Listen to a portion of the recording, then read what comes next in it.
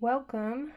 Today we're going to be looking at a couple of example problems to look at the superposition of Coulomb's law. We're going to do the first problem, which is one-dimensional, so the forces are going to be restricted to the x-axis, and then a second problem, which is triangular, so the forces will be in two different dimensions, so we can see how to deal with both of those situations.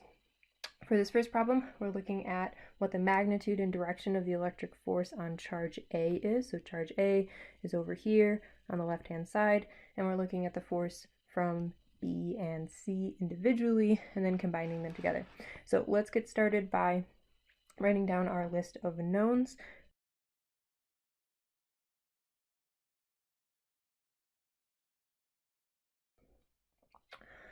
The other thing that we have is the distances between the charges, so it's 1 centimeter between A and B and 1 centimeter between B and C. Now, since we're interested in the force on A, we're interested in the distance between charges B and A. So the distance between B and A, right, which is 1 centimeter. And then we're also interested in the distance between C and A, which is 2 centimeters.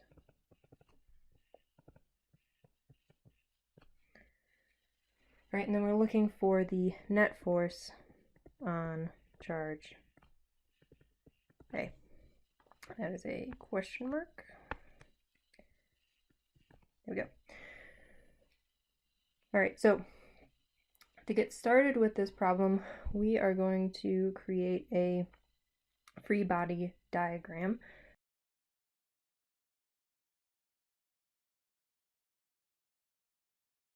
Free body diagram complete with a coordinate system, and then we're going to add the two forces that are acting on charge A to our free body diagram. So first of all, charge B is a negative charge where A is positive, so those two charges are going to be attracted to one another, and so the force from B on A is going to be directed to the right, attracting charge A to charge B. Charge C, on the other hand, is positive, so it's going to be a repulsive force, and so C is going to push charge A away.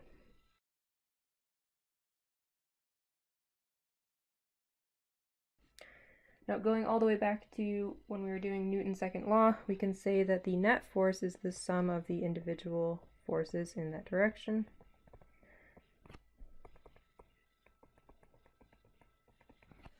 So the net force on A is equal to the sum of the forces in the x direction. So in this case, the force from B on A minus the force from C on A. So now all we need to do in order to find the net force is calculate what those individual forces are, and we can do that using Coulomb's law. All right, so for the force from B on A,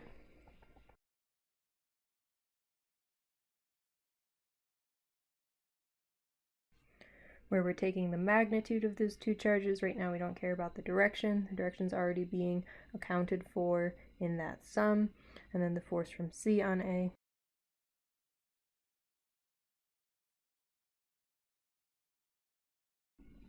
Like so. And then finally, putting these two equations together, our net force is just going to be the difference between them.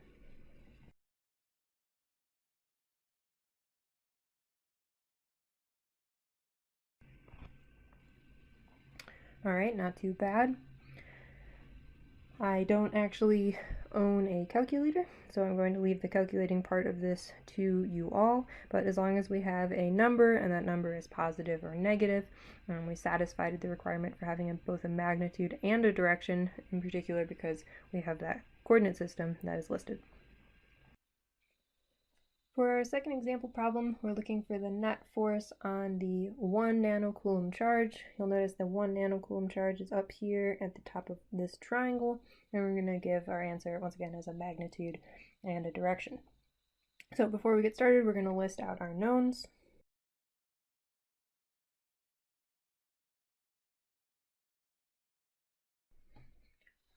A couple things to note here. All right, so first of all, Q1 is the charge that we're interested in. I've designated the variable Q2 to indicate our 2 nanocoulomb charges, and there are 2 of those charges at the base of my triangle. And then the distance r between all of our charges is going to be 1 centimeter. So we get to use the same variables for all of those as well. We're looking for the net force on the 1 nanocoulomb charge.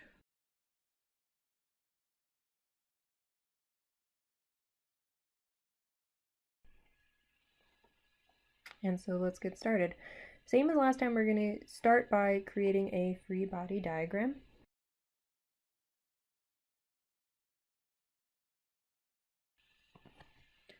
Now, because all of these forces are positive, that means they're all going to exert repulsive forces. The 2 nanocoulomb charges are going to be trying to push away the 1 nanocoulomb charge, and so both of the forces are going to be going in a generally upward direction, so we'll put those on the diagram.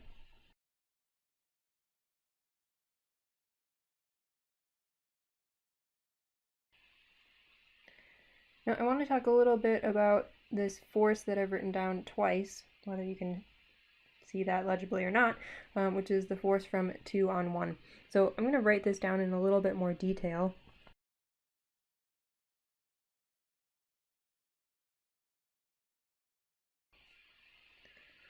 Whether I'm looking at the charge on the left-hand side of the triangle at the base or the charge at the right-hand side of the base, the magnitude for the force in both cases is going to be the same.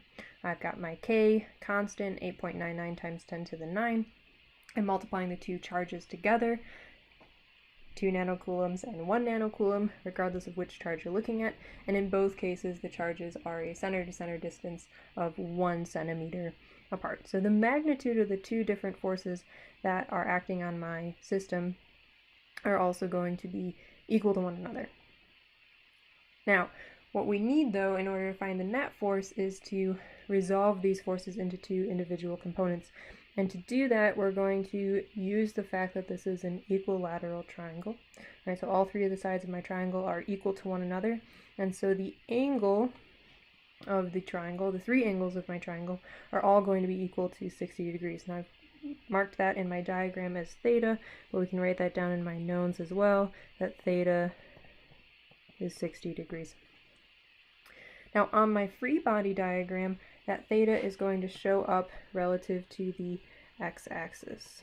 Right, so here's my x-axis, and here's my y-axis on my free body diagram, and theta will be the angles from the x-axis to the forces. Now, it might be a little bit tricky to see why that's true on my free body diagram, so I'm going to draw this again on my actual diagram.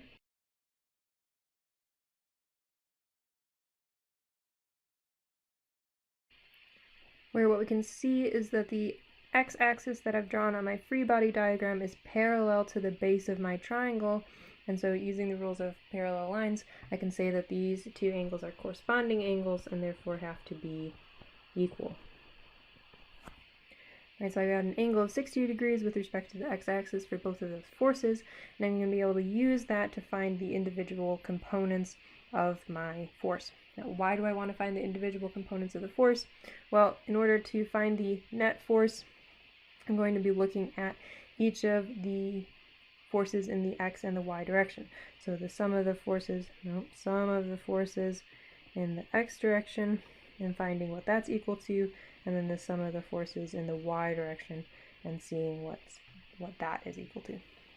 And that is going to be the easiest way to deal with this. So let's find the individual components of my force. Let's start with my vector, where I know the magnitude of my vector is this k q1 q2 over r squared. I'm going to form a right-ish triangle with a 60-ish degree angle, and then I can use trig, sines, and cosines in order to find the individual components. So here's going to be the cosine of theta times the magnitude, and here's going to be the sine of theta times the magnitude in order to find the x and y components of that force correspondingly. Alright, so jumping back down, let's look at the sum of the forces in the x and the y direction. Alright, so I'm going to have two forces in the x direction. I'm going to have force from 2 on 1 times the cosine of theta for the x direction, right? That's for this force. And then for the other force, I will have a negative force from 2 on 1 times the cosine of theta. Right? Everything about the magnitude of these two forces is equal. The angles are equal, right? So these two terms look identical and are identical. And so this is telling us that the sum of the forces in the x direction is going to be equal to 0, right? It's going to cancel out.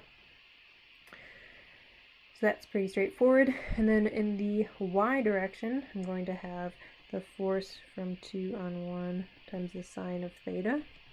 Right, that's positive, and then the second one is going to be positive as well. So instead of subtracting these two forces and getting them to cancel out, I'm going to add them together, and I'm going to find that it doubles. Right, so 2 times the magnitude times the sine of theta. And so what this tells me is that the net force on Q1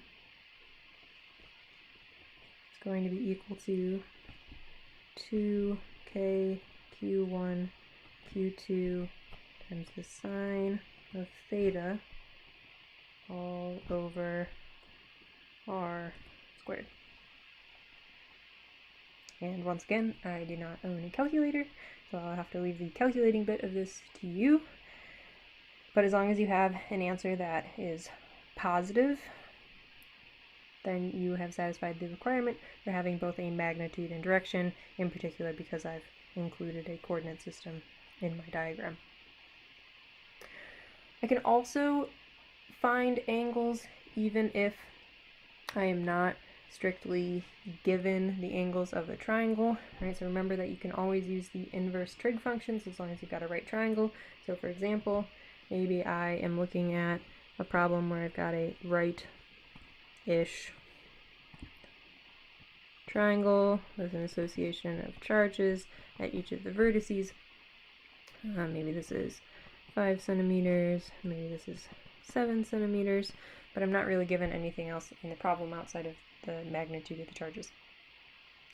Well, I can always find the angles by using inverse trig functions. So if this is theta, then theta is going to be equal to the inverse cosine of 5 over 7, right, adjacent over hypotenuse. If this is phi, then phi is going to be equal to the inverse sine of 5 over 7, and I can use that angle or those angles to find the direction of those forces and then resolve them into components in order to use them with the sum of forces in the x and the y direction. Okay, so one of the things that we can notice with these problems is that really the process for going through them is very similar to what we did with Newton's second law, right? Drawing a free body diagram, summing the forces in the x and the y directions. Just now this time we're only looking for the net force with these problems, right? Well, there is a problem posted on Google Classroom for you to try this out for yourself, and happy physicsing.